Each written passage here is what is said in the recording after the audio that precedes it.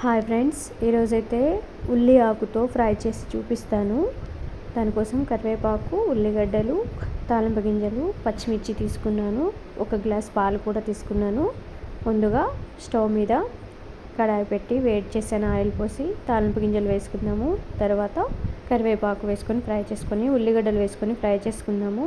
ఉల్లిగడ్డలు వేసుకున్నాక పసుపు కూడా వేసుకొని ఫ్రై చేసుకోవాలి. తర్వాత కొంచెం అల్లం పేస్ట్ కూడా వేసుకొని ఫ్రై చేసుకుందాము పచ్చి వాసన పోయే వరకు. ఇప్పుడు ఉల్లాకు వేసుకుందామండి. ఉల్లాకుని కొంచెం కొంచెంగా కలుపుకుంటూ ఫ్రై చేసుకోవాలి. ఇప్పుడు పచ్చిమిర్చి పేస్ట్ పట్టుకుందాము. కొంచెం సాల్ట్ వేసుకొని, చూసారు కదండి ఉల్లాకులో నీరు ఎంత చక్కగా వచ్చిందో. ఇప్పుడు పచ్చిమిర్చి పేస్ట్ వేసుకొని కలుపుకుందాము. ఇది కూడా పచ్చి వాసన పోయేంత వరకు ఫ్రై చేసుకోవాలి.